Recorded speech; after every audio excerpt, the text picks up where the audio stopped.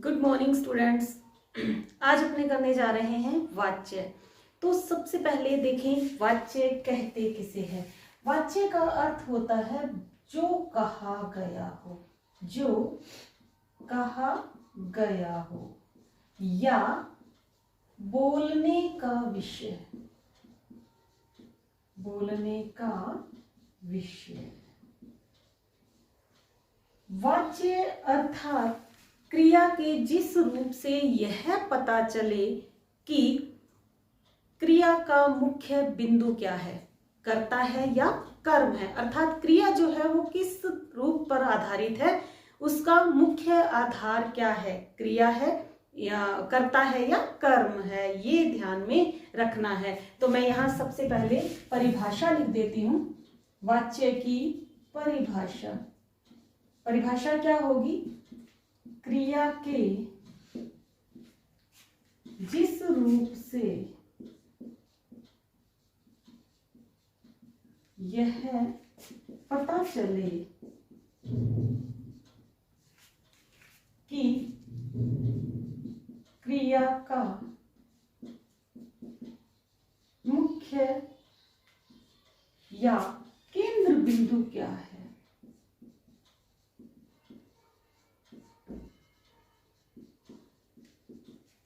अर्थात क्रिया को चलाने वाला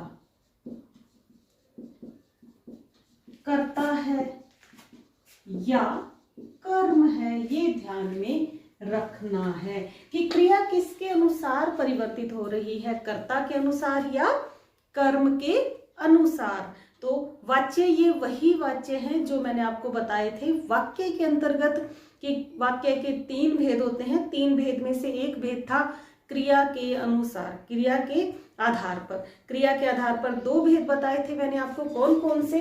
वही वाच्य हैं बताए थे मैंने आपको। अकर्तरी वाच्य या कर्तरी वाच्य।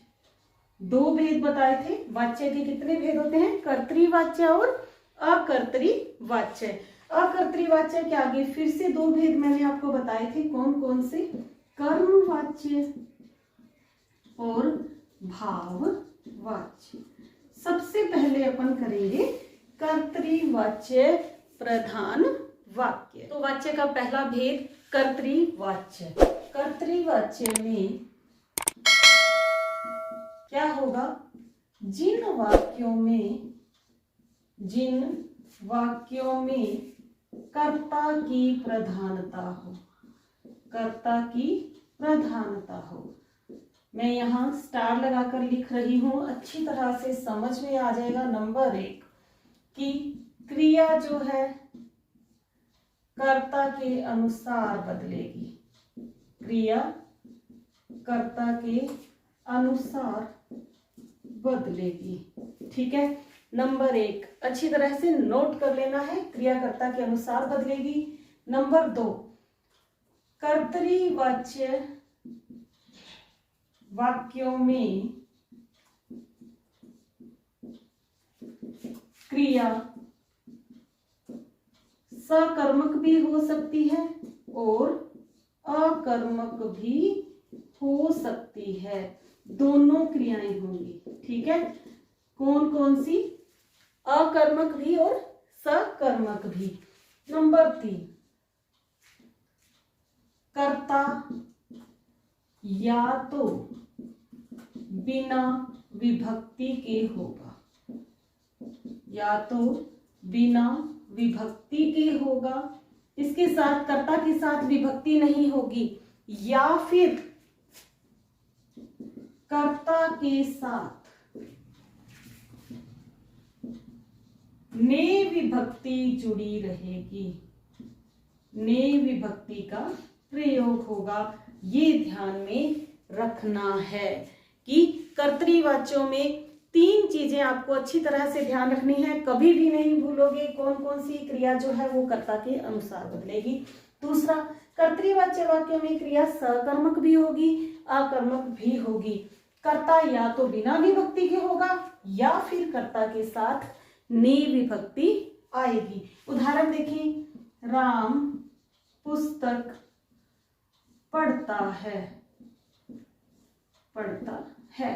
तो देखें राम क्या है, कर्ता है। ये जो क्रिया है किसके अनुसार आई है, देखें पुस्तक शब्द क्या है, स्त्रीलिंग है। अगर पुस्तक के अनुसार आती तो यहाँ पुस्तक पढ़ी जाती, ठीक है। राम जो है कर्ता है और क्रिया जो है, क्रिया भी क्या है यहाँ पर पुल्लिंग है, राम क्या है पुल्लिंग है। इस चीज का ध्यान में रखना है, ठीक है। हम पुस्तक पढ़ेंगे, यहां भी देखें ये है बहुवचन, ये भी बहुवचन हो गया। यहाँ एक वचन है, ये भी क्या हो गया, एक वचन हो गया। लेकिन ये चीज जरूर ध्यान में रखनी है कि कर्ता के साथ यदि ने विभक्ति है, जैसे आपने कह देंगे कि राम ने पुस्तक पढ़ी, तो आप लोग कहोगे कि ये पढ़ी शब्द जो है वो पुस्तक के अनुसार आया है। नहीं, ये जो है कर्ता के अनुसार ही आया है, चूंकि इसके साथ ने विभक्ति जुड़ गई है और ये वाक्य भूतकाल में हो गया है, इसी वजह से यह क्रिया बदल गई है। यहाँ पर यदि कर्ता के साथ ने विभक्ति है तो आपको ध्यान रखना है कि वह कर्तृवाच्य प्रधान वाक्य ही है। अच्छी तरह से ध्यान में रखना, जो कर्म वाच्य होंगे उसमें से या के द्वारा विभक्तियां आएंगी। ये अच्छी तरह से समझ आ गया होगा। अब चलेंगे अपने अकर्तरी वाच्य वाक्यों पर। अगला भेद है अकर्तरी वाच्य। अकर्तरी वाच्य जिन वाक्यों में कर्ता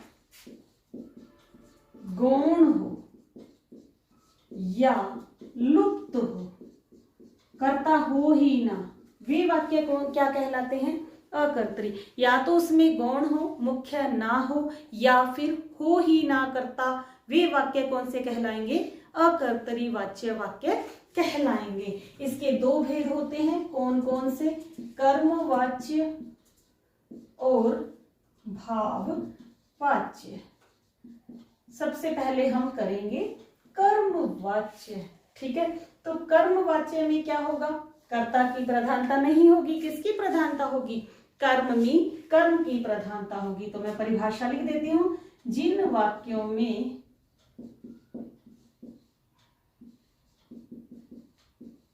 कर्म की प्रधानता हो वे वाक्य क्या कहलाएंगे, या क्रिया जो है वो किसके अनुसार चेंज होगी, कर्म के अनुसार। स्टार लगा के लिख रही हूं, क्रिया कर्म के अनुसार बदलेगी, ठीक है।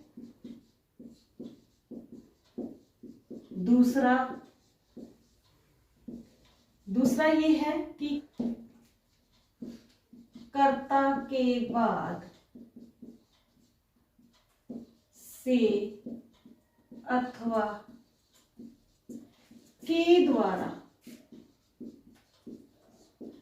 ध्यान में रखना है, से अथवा के द्वारा विभक्ति का प्रयोग होगा, विभक्ति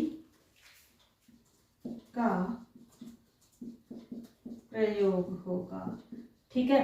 तीसरी शर्त क्या है इसमें, कि इसमें या तो केवल सकर्मक क्रियाएं आएंगी, ठीक है। सकर्मक क्रियाएं, या ध्यान में रखना है, या तो केवल सकर्मक क्रियाएं आएंगी या व्युत्पन्न अकर्मक क्रियाओं का प्रयोग होगा। ये मैं उदाहरण से बताऊंगी आपको, क्रियाओं का प्रयोग होगा। तो देखें, सबसे पहले क्रिया जो है वो किसके अनुसार बदलेगी, कर्म के अनुसार बदलेगी। दूसरी शर्त, कर्ता के बाद से अथवा के द्वारा विभक्ति का प्रयोग होगा। तो देखें, एक शर्त और है इसमें, असमर्थता सूचक सूचक कर्मवाच्य वाक्यों में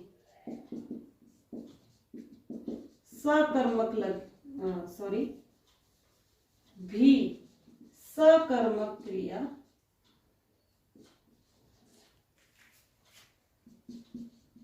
लगेगी। ये मैं एक एक उदाहरण से आपको बता देती हूँ। सबसे पहले क्रिया कर्म के अनुसार बदलेगी और कर्ता के बाद से अथवा के द्वारा विभक्ति का प्रयोग होगा, ये चीज देखनी है। उदाहरण देखेंगे, मैं यहाँ लिख दूं उदाहरण इस जगह पे, डस्टर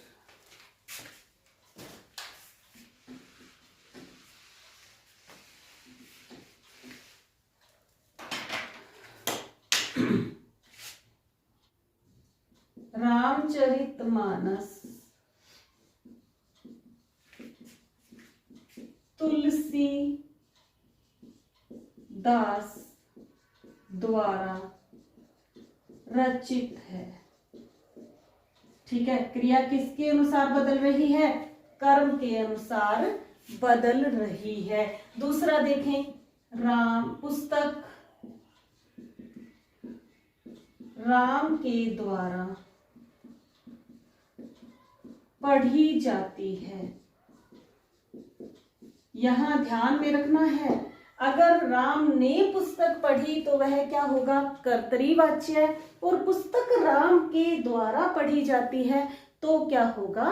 कर्मवाच्य। ये वॉइस ही है भाई, पैसिव वॉइस आपने किए होंगे इंग्लिश में, ये वही है, लेकिन थोड़ा सा इसमें अंतर है कि कई बार क्या होता है, इसमें व्युत्पन्न अकर्मक क्रियाएं भी आ जाती हैं, लेकिन पैसिव वॉइस में क्या होता है? कर्म जरूरी होता है, नहीं तो पैसिव वॉइस नहीं बनता। जैसे देखिए यहाँ पर एक उदाहरण से मैं आपको बताती हूँ, राम रीड्स ए बुक।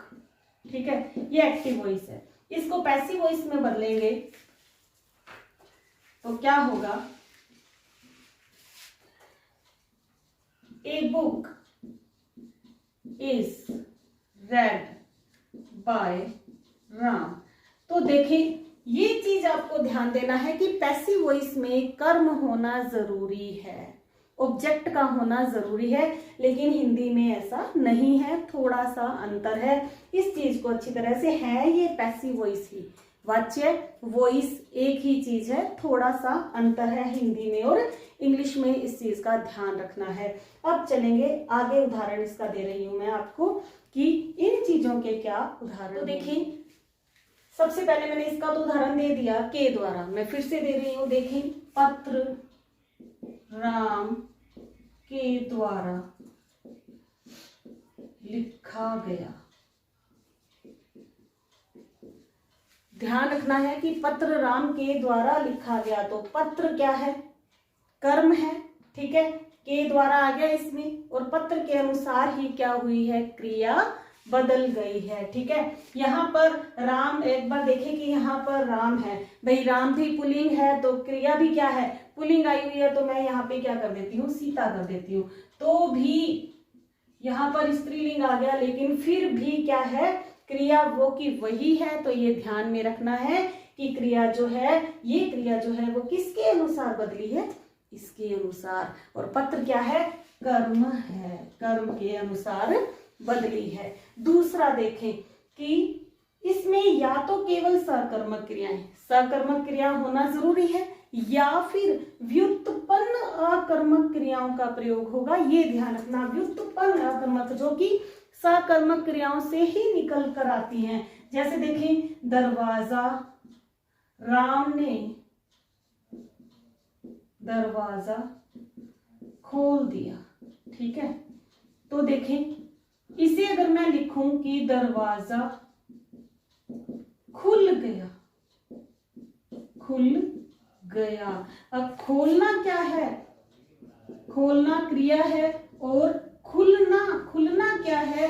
व्युत्पन्न अकर्मक क्रिया है, ध्यान में रखना है। ये चीज नहीं देखनी है आपको, इस चीज को नहीं देखना है, ये मैंने आपको उदाहरण से बताया है सिर्फ।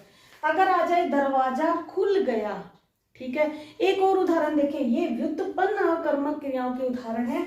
दूसरा उदाहरण देखें, गिलास टूट गया। ठीक है, अगर ये लिख दिया जाए कि राम के द्वारा गिलास टूट गया, तो सीधा लिख दिया। अगर सीधा आ जाए तो बिल्कुल भी कंफ्यूज नहीं होना है कि राम के द्वारा गिलास टूट गया, तो ये चीज हटा दी तो भी ये किस में आ रहा है। ये चीजें आपको खुद को समझनी है कि ये चीज हो सकती है इसमें।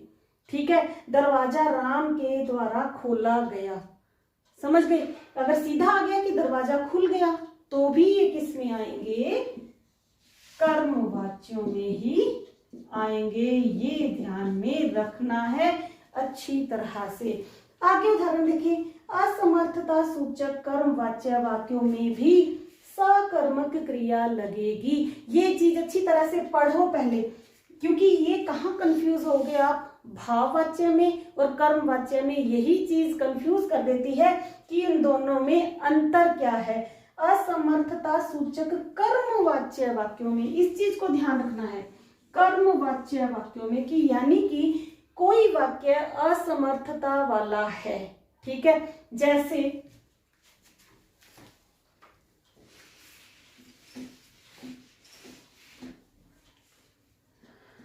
सीता से भोजन खाया नहीं गया। ठीक है, तो यहां पर भोजन क्या है, कर्म है, यानी कि ये असमर्थता, समर्थ नहीं है सीता भोजन खाने में। ठीक है, असमर्थता सूचक वाक्य आ गए, ये तो समझ में आ गया आपको। उसके बाद यहाँ पर कर्म होना जरूरी है। वाक्य भाववाच्य में क्या होगा, असमर्थता वाले वाक्य आएंगे सारे, लेकिन उसमें कर्म नहीं होगा। कर्मवाच्य वाक्यों में यदि असमर्थता सूचक वाक्य आते हैं तो उसमें कर्म होगा, इस तभी यह माना जाएगा कि यह कर्मवाच्य है। ठीक है, दूसरा देखें, मुझसे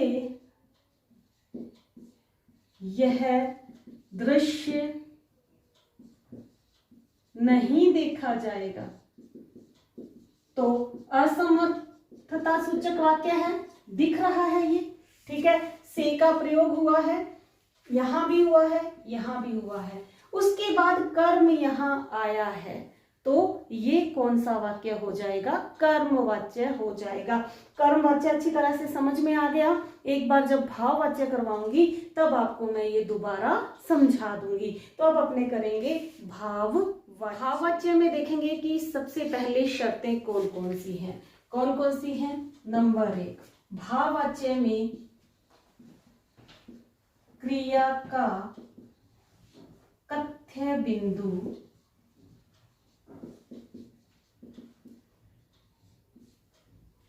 कर्ता से ही प्रकट होगा। ठीक है, कर्ता से ही प्रकट होगा। दूसरा, इसमें भाव प्रधान होगा, भाव प्रधान होगा, कर्ता का भाव प्रधान होगा। ठीक है, तीसरी शर्त इसमें क्या है, क्रिया अकर्मक होगी, क्रिया अकर्मक होगी। एक और इसमें शर्त है, क्या है वो, कि कर्ता के साथ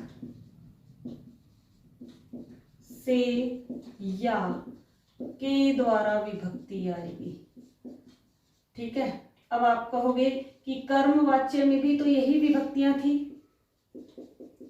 कर्मवाच्यों में कर्म जरूरी है और भाववाच्य क्या होगा, हमेशा ही अकर्मक क्रिया होगी। भाववाच्य में ये ध्यान रखना, सकर्मक क्रिया नहीं होगी। और क्या होगा, इसमें क्रिया जो है वो इसमें कर्ता के साथ के द्वारा या से विभक्ति आएगी, तथा किसमें होगा, ये अन्य पुरुष में होगा और पुल्लिंग और क्रिया क्या होगी, एक वचन होगी। क्रिया एक वचन होगी, पुल्लिंग होगी और अन्य पुरुष में होगी, ये ध्यान में रखना है। अब देखें इसके उदाहरण क्या क्या होंगे। उदाहरण देखेंगे कि मुझसे चला नहीं जाता, इसमें भाव प्रधान है, कर्म नहीं है। कहाँ है कर्म, देखें मैंने आपको बताया था, जैसे सीता से खाया नहीं जाता, कर्मवाच्य में क्या था, सीता से भोजन खाया नहीं जाता। ये अंतर आपको ध्यान में रखना है कि कर्मवाच्य में यदि असमर्थता सूचक, असमर्थता तो इसमें भी है, ठीक है, लेकिन इसमें कर्ता का भाव प्रधान है कि मुझसे चला नहीं जाता, मुझसे खाया नहीं जाता, दादी माँ से उठा नहीं जाता, ठीक है, तो इसमें क्या होंगे, भाव प्रधान होंगे। और कर्मवाच्य में कर्म होगा, अगर असमर्थता सूचक वाक्य आ गया तो उसमें कर्म जरूरी होगा। इस चीज का अंतर अच्छी तरह से ध्यान में रखना, बोर्ड के पेपरों में ये पूछ लिया जाता है, फिर वहां पर कंफ्यूज हो जाते हैं बच्चे कि चला नहीं जाता, लिखा नहीं जाता, ये तो किस में आते हैं, भाववाच्य में। नहीं, उसमें कर्म होगा तो वो किस में जाएगा, कर्मवाच्य में जाएगा। यदि क्रिया अकर्मक होगी तो किस में आएगा, भाववाच्य में आएगा। ये चीज ध्यान में रखनी है। जैसे देखें, मुझसे यह उठाया नहीं जाता, ठीक है, ये क्या है, भाववाच्य। और अगर मैं लिख दूं, मुझसे यह बोझ उठाया नहीं जाता, तो ये किस में आ जाएगा, कर्मवाच्य में आ जाएगा। क्यों, क्योंकि इसमें क्या आया है, कर्म आया है। असमर्थता सूचक तो दोनों ही हैं, दोनों में ही असमर्थ है, लेकिन यदि इसमें कर्म आया है तो ये कर्मवाच्य में चला जाएगा, और इसमें कर्म नहीं है तो ये भाववाच्य में आ जाएगा। ये अंतर अच्छी तरह से ध्यान में रखना है। और भाववाच्य में ऐसे ही आएंगे कि जैसे पक्षियों द्वारा आकाश में उड़ा जाता है, मुझसे चला जाता है या चला नहीं जाता है, दादी माँ से उठा नहीं जाता है, पिताजी से खड़ा नहीं हुआ जाता है, उनसे चला नहीं जाता है।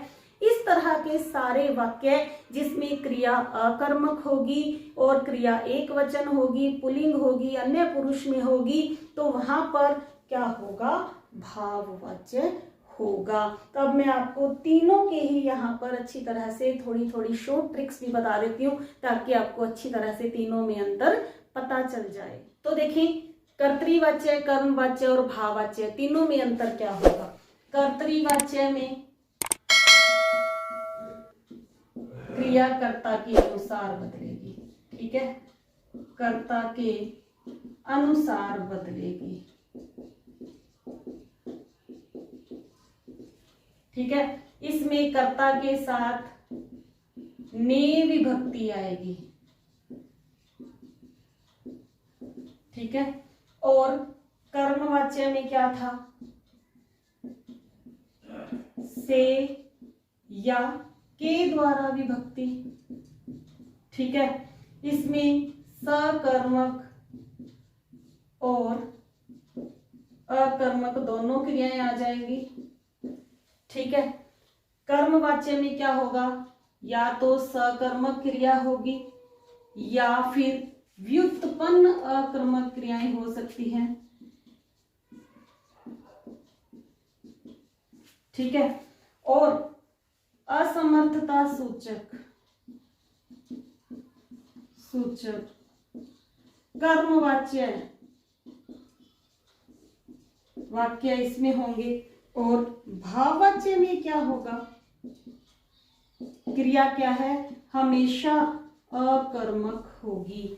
ध्यान में रखना है, क्रिया एक वचन होगी, पुल्लिंग में आएगी और अन्य पुरुष में होगी, इसमें भी असमर्थता का भाव आएगा, ठीक है।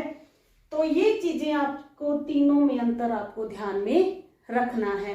अब मैं आपको कुछ वाक्य दे रही हूं, आप इसे बनाकर देखेंगे कि किस तरह से कर्मवाच्य को भाववाच्य में बदल सकते हैं या कर्तृवाच्य को कर्मवाच्य में बदल सकते हैं। पेपर में इसी तरह के प्रश्न पूछे जाएंगे। तो ये हैं वाक्य जिन्हें आपको, ये मैंने आपको कर्तृवाच्य दिए हैं। कर्तृवाच्य को आपको किस में बदलना है? भाववाच्य में बदलना है। कहां से लेकर 1 से लेकर 5 तक के वाक्यों को भाववाच्य में आपको बदल कर देखना है और 6 से लेकर 12 तक के वाक्यों को आपको किस में बदलना है? कर्मवाच्य में बदलना है। अच्छी तरह से आप करके देख लेंगे और आपको इनके उत्तर डिस्क्रिप्शन में मिल जाएंगे। आप मिलान कर लीजिएगा, आपको पता चल जाएगा ये अच्छी तरह से कि वाच्य कैसे बनाए जाते हैं।